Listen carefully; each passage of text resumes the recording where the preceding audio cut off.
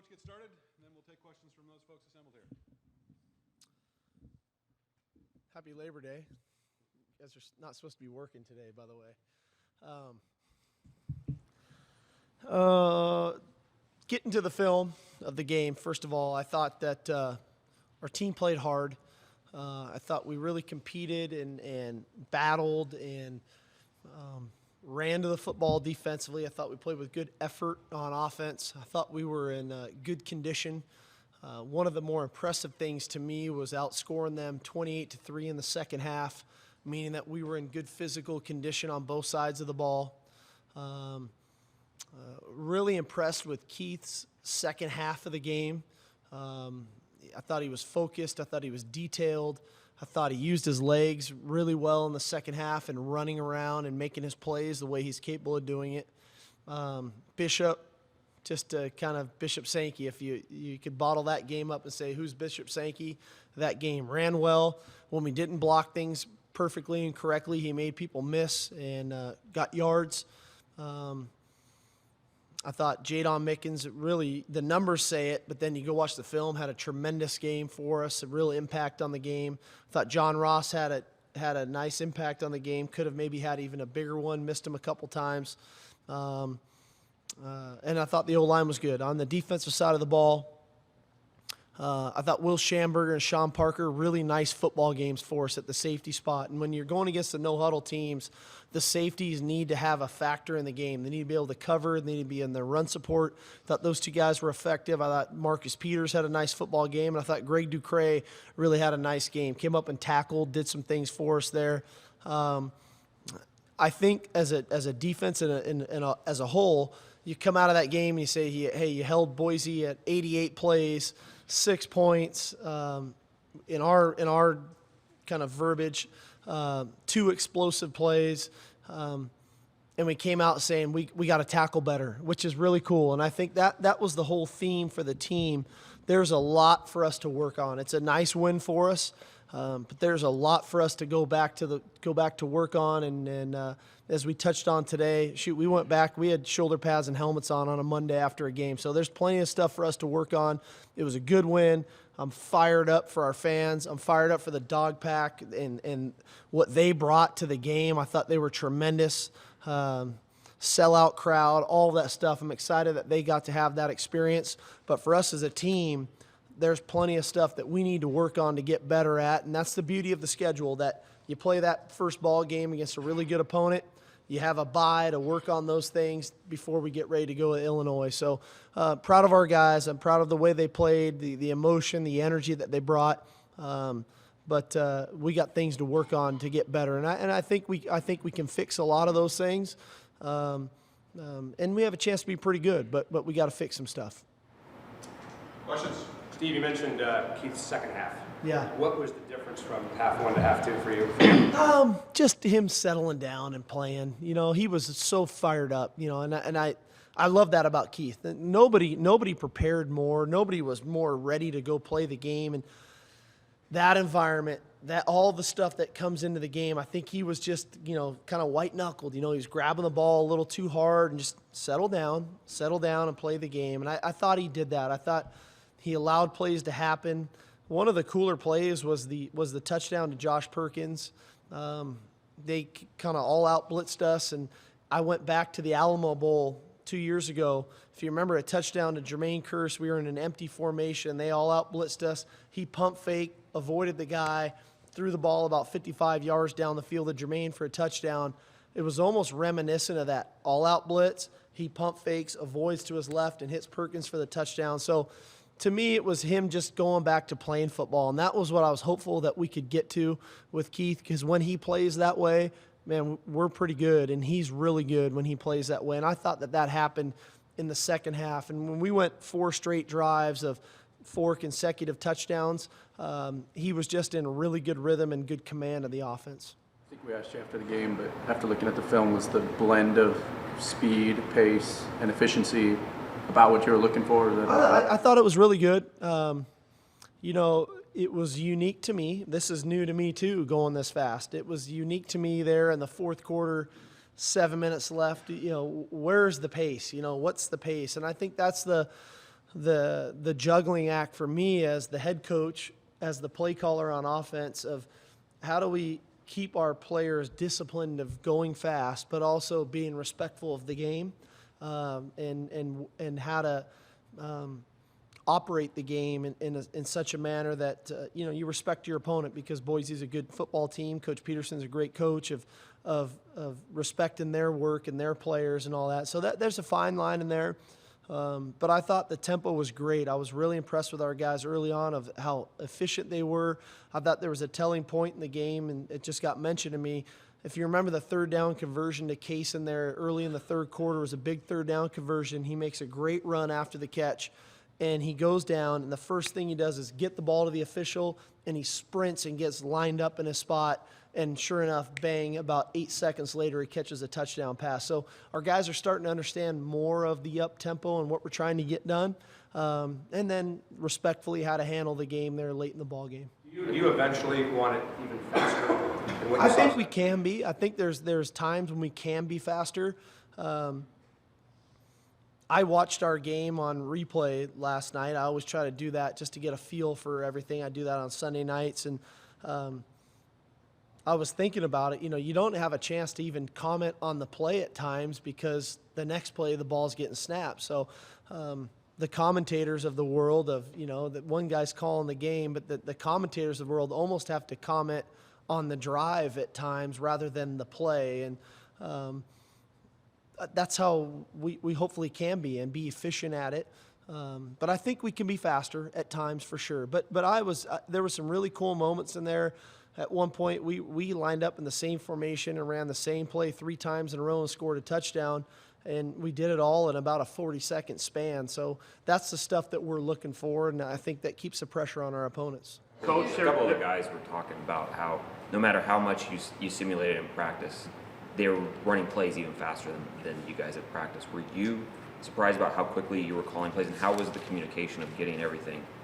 I thought it was great. I thought our communication was really good on the headsets.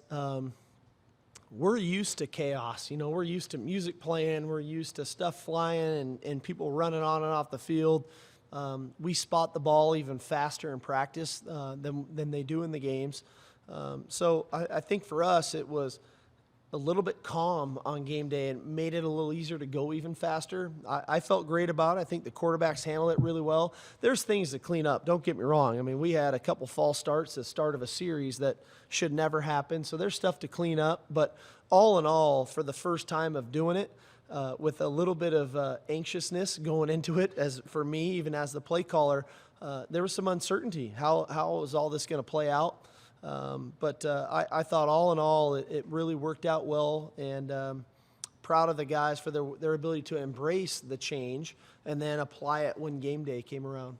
What are the mechanics of how you call a game now at that pace? I mean, is it a lot of stuff that's pre-done before a drive? I mean, how does it work? We try to, before the series, we try to get ourselves into a mode of, okay, at least for myself individually, of, okay, these are the things that I think we might call this series. And then notify the people that need to be notified. Obviously, the quarterback, the receivers. Hey, guys, get ready for these few things because we think this is what's going to come. And then stick to it, and call the stuff that you thought pre-planned would work and not second-guess yourself. And I think that's the beauty of going no huddle.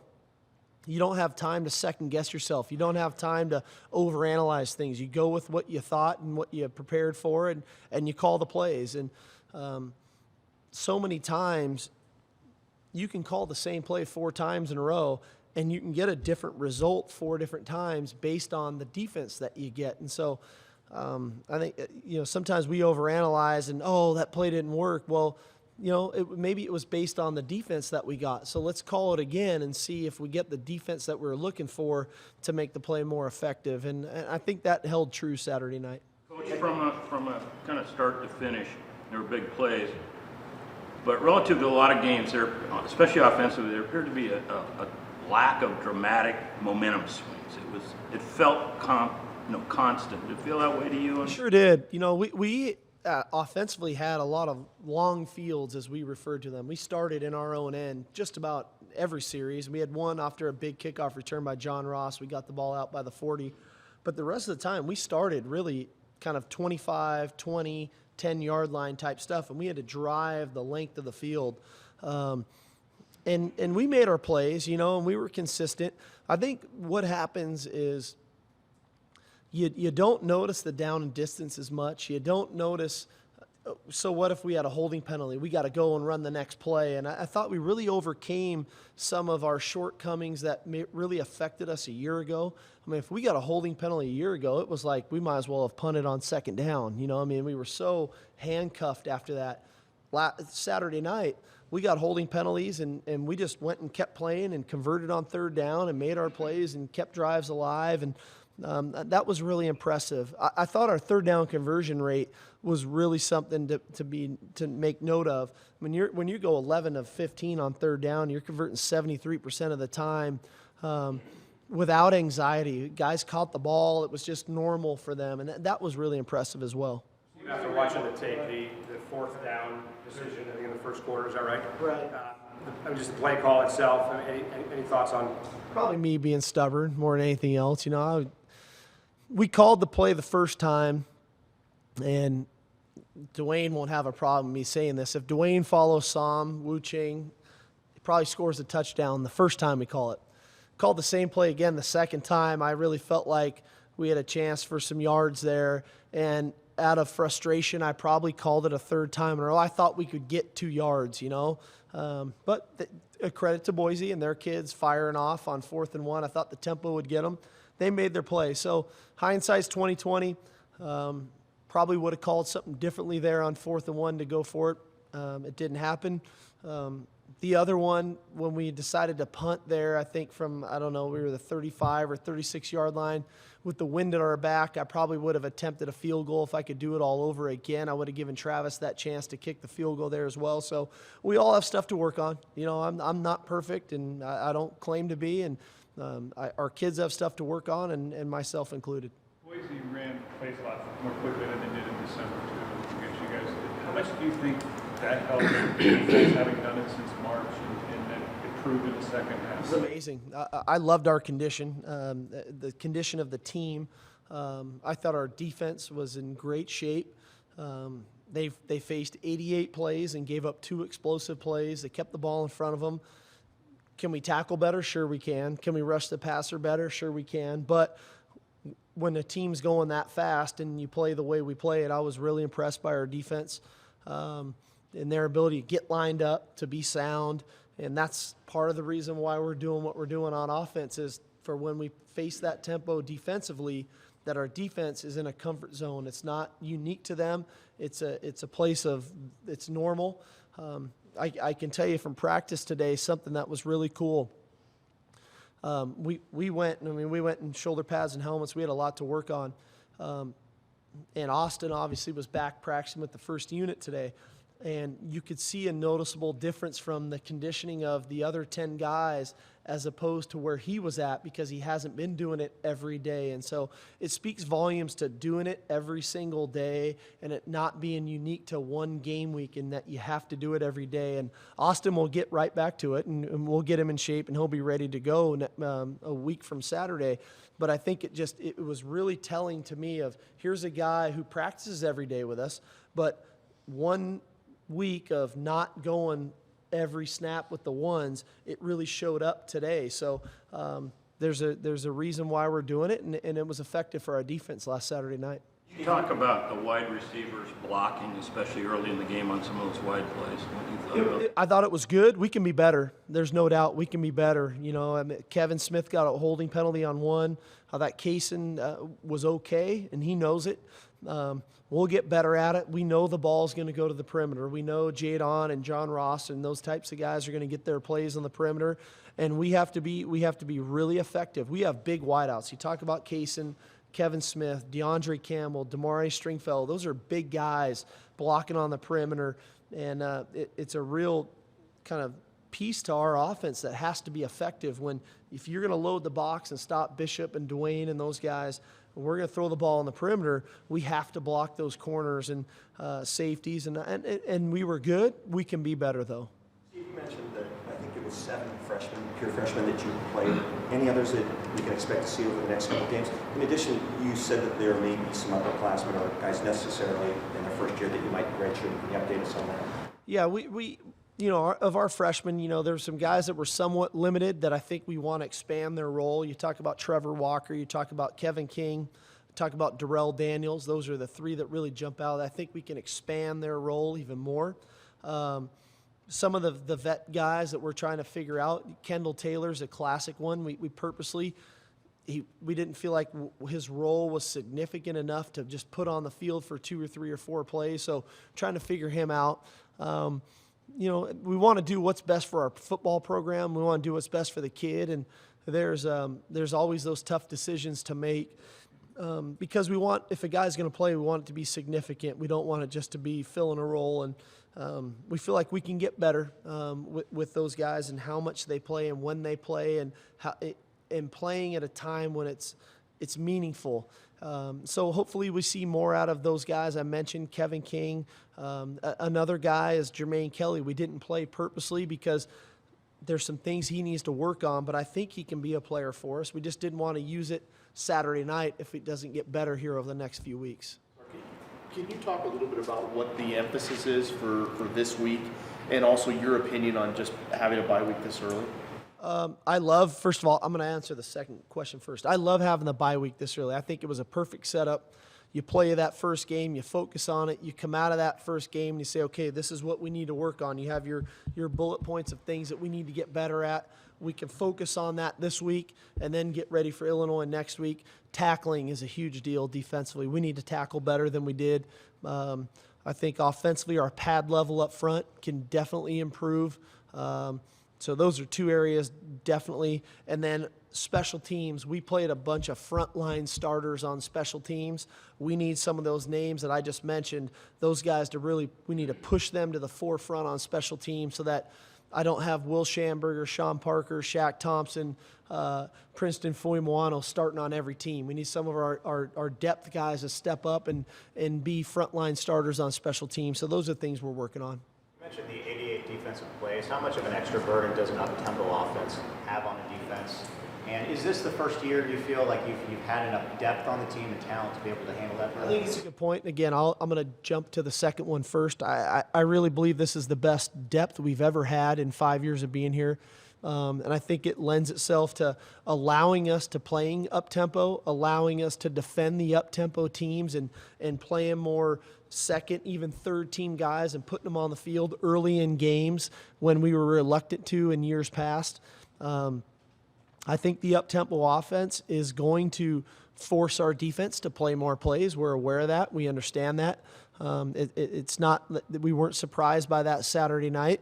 And we're also aware that more teams are going to go up-tempo. And the customary playing a game where on defense you play 65 plays doesn't exist anymore. We have to be ready to play 80 to 90 and some games potentially 100 plays a game. And so to do that, you have to rotate, you have to have depth, and you have to do it early in the game. You can't wait till you're tired to sub. You have to sub and have a sequence of when you sub. Is it 3 plays, 4 plays, 5 plays, whatever it is based on the position group? You have to sub those guys. And the reality of it is, you don't have 11 starters. You really have 22 starters. You have a 2 deep, and those guys are going to play, and they're going to play all the time. Steve, if I would have told you 10 years ago that you'd be calling this kind of offense, would you bought that? Given your history? Maybe, maybe. I would love to play in this offense, shoot, to get more chances to throw the ball and run the ball and have fun. And, there's less time for the coach to yell at you in between plays for the mistake you made and all that stuff. So I'd love to play in this. I'm having a blast calling this. 10 years ago, I probably should have been running this. I think that would have gotten Reggie and Lindell and Matt more chances to score more points. So, I think this is great. I think it's good for us. I think it's healthy. I think that we're in great shape. We came out of this game more healthy than any other first game of the year in years past. So it feels right. I feel like we can be more physical. We don't want to lose the physicality that we have. I think we can be more. it's a lot of fun, and that's what it should be. I felt like it kept our fans engaged in the game, that lull between snaps of the 25 seconds where they can talk to their buddy and kiss their girlfriend in the dog pack or whatever they do up there. They kept the towels waving and people were fired up. I thought it was great. Why did it make sense to do it this year as opposed to maybe a year ago, 2 years ago? I thought it just fit our personnel. In years past, I always felt like, man, if we could just shorten the game, keep the game shortened, shorten the game, keep it close, have a chance to win it in the fourth quarter, that we could win that way. And I thought it was effective for us. Now, we have the depth, we have the personnel, we have the athletes on our team that, man, the more chances they get, they're going to make plays. And I think we saw that. I think we saw that in the second half of the game. You outscore a good team like Boise 28-3 in the second half. It was really impressive. So it just felt right to me with the personnel we have on our roster, the depth that we have to make the switch. And, it's one game, and it worked for one game. And anybody can do it once. As I told the team this morning, we got to do it again here in, 12 days when we get back on the field. How big a challenge is it, both personnel and scheme-wise, defensively, when you go, during the course of the season, you're going to go from an offense like Boise State to an offense like Stanford, and it would seem that's dramatic. Well, the beauty for us is, even though we go up tempo, when we go goods on goods, and our first offense is against our first defense, we give them a variety of looks, and we're not as much as whatever we showed Saturday night with a bunch of 4 wide looks and spread formations. We still have an offense that's capable of going to 2 tight ends and 2 running backs and pounding the football. So they get exposed to a lot of that stuff in training camp. We'll obviously expose them to that the week of that game. And then we have our service periods or our scout periods, whatever you like to call them, where they have an allotted amount of time to work on those things. And at the end of the day, football's football, and you either block people or you get blocked or you get off blocks, and then ultimately you have to tackle. And that's an area where I think we can improve is our tackling on defense, and that's a key component to playing good defense, whoever you play. But if you would have told me going into that game that Boise would run 88 plays and we'd hold them to 6 points, I would have taken it in a heartbeat, and that's what we were able to accomplish the first time out. Got sacked once. How much of that is a product of improvement on the offensive line, and how much of that is a product of the tempo? He should have got sacked none. First of all, that one was on him, and he'll tell you the same thing. He scrambled into a sack, but I think it's a real tribute to our offensive line. First of all, the continuity that they have and their ability to play together. I thought they were really sound. There was a couple pressures internally that they got to us on. I think that the tempo helps the offensive line. I think it minimizes some of the pass rush. I think it takes the fatigue that sets in on the defensive line is a real impact. But all in all, I was proud of our O-line. Anytime you rush for close to 270 yards and you really don't give up a sack, I don't know if I could ask for more than that out of those guys. A little bit about Tui's impact on Keith, and especially in a game week and in the situation that they found themselves in Saturday. Tui's awesome in the fact of, you're talking about a guy who's the ultimate competitor. He's got extreme confidence in his own ability to not just when he played the game, but coach the game. And I think he really instills that in the quarterbacks, and he definitely instills that in Keith. Tui holds Keith to a very high standard and expectation level. And being okay is not good enough. There's a standard that Keith has set for himself, and that's what Tui holds him to. And but he does it with extreme confidence, and I think we see that out of Keith. I thought Keith had a little bit more swagger Saturday night than we've seen last season, and I think a lot of that is due to Tui's preparation with him and the expectation level of him. What did you see from Evan Hudson in particular and the defensive line as a whole? He was really productive. I thought Evan was productive. He'll only get better as he keeps doing it. I think that we can be better rushing the passer, and we will be. I thought we were okay.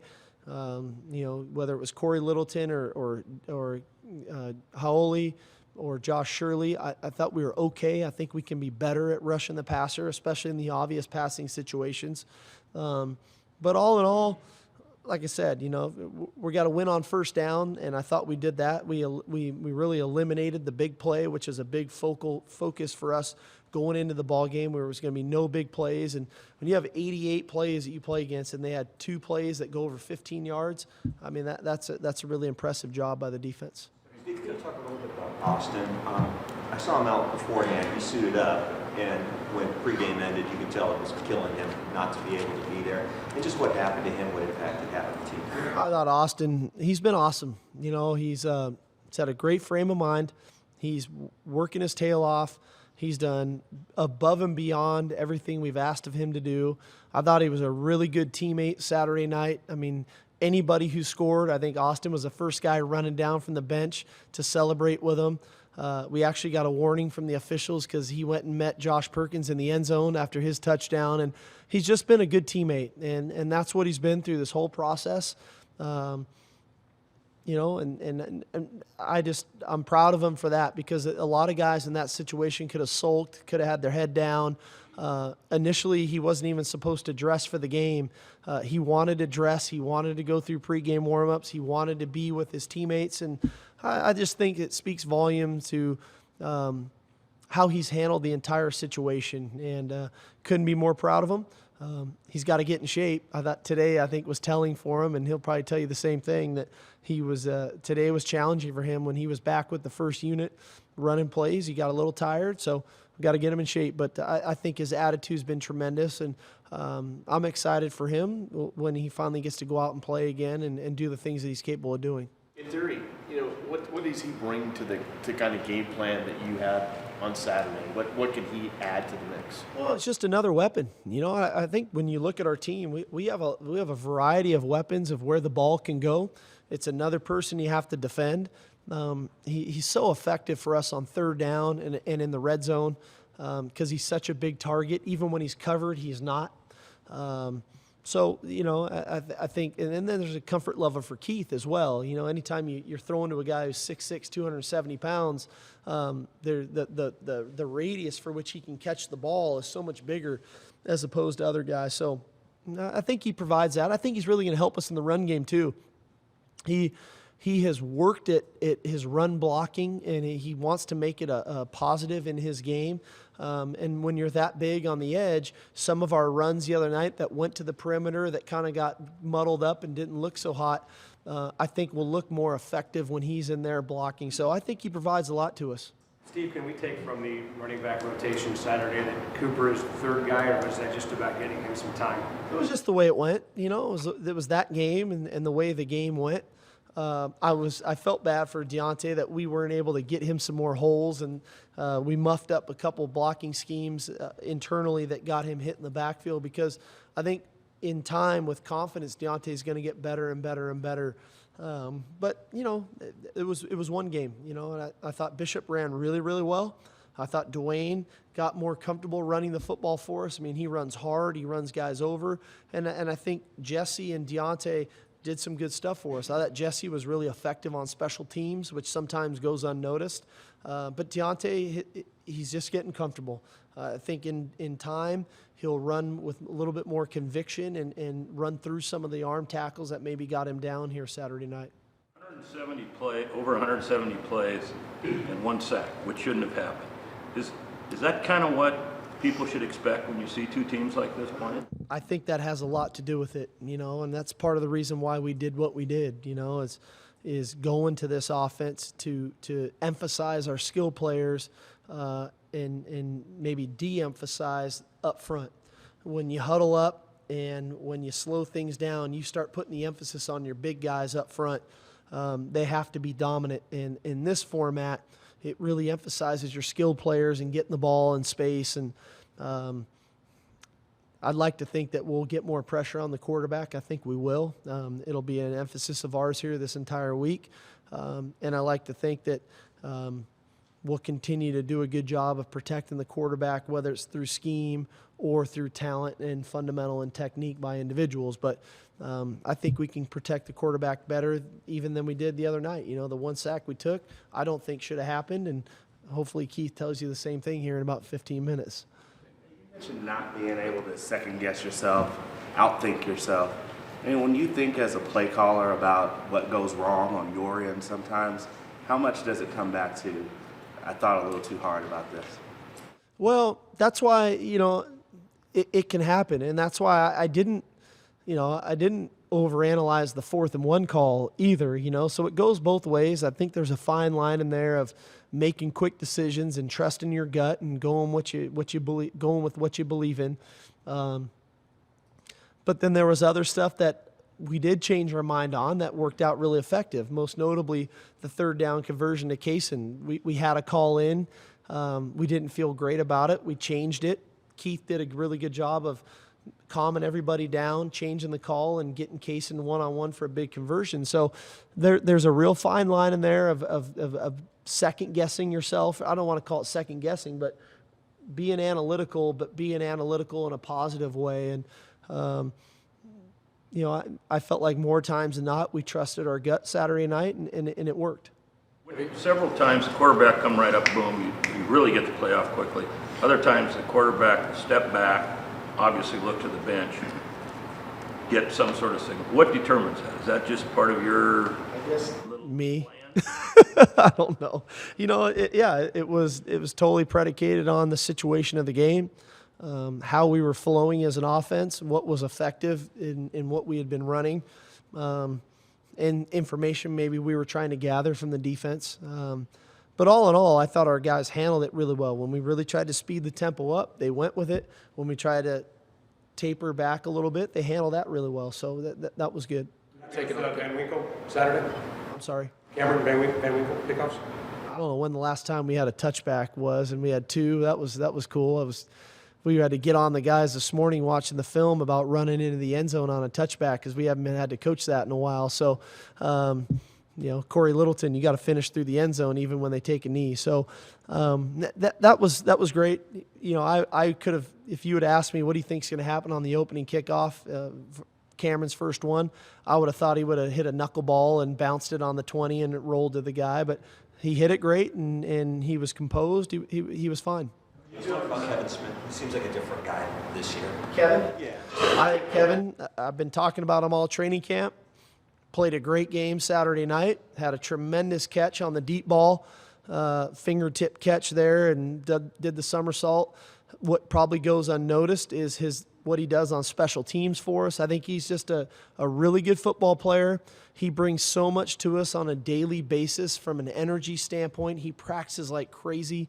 He loves being out there, and I think it speaks volumes to when you have a senior and a guy who's a senior and how much they appreciate every day being out there. They don't take the day for granted. And you could say that about Kevin. You could say it about Sean Parker. You could say it about Will Schamberger. You could say it about Keith Price. They value every day that they get to be out there because they know this is their last shot and they want to make the most of it. And I think Kevin is just the epitome of embracing the day and what you bring to the day. And in turn, he played really good when the lights were on, and it's because of the way he practices. Just initial thoughts on Illinois. Did you get a chance to see that? Looked at him briefly. The quarterback, geez, we better get ready. It was like a 7-on-7 tournament, and the guy threw for 300 and something yards in the first half. He's a great athlete. We know that. We know they're very active on defense, a lot of movement up front. We have a little bit extended time. We'll get more information. They play again, obviously, this Saturday against Cincinnati. But initial thoughts are they're a good team, much improved from a year ago. Steve, you've emphasized the fact that it was just one game a lot today. How much do you have to pound that into your team? I feel like we got the point home. You got to ask those guys. They get to answer it for themselves. But I thought they came in with a great frame of mind, came ready to work. We took the day off yesterday and came ready to work today, and we had a good practice. I mean, I thought the guys worked hard and were humble. They weren't too high on themselves. They know that there's plenty of room for improvement. All right. Thanks, everybody. Thanks, guys.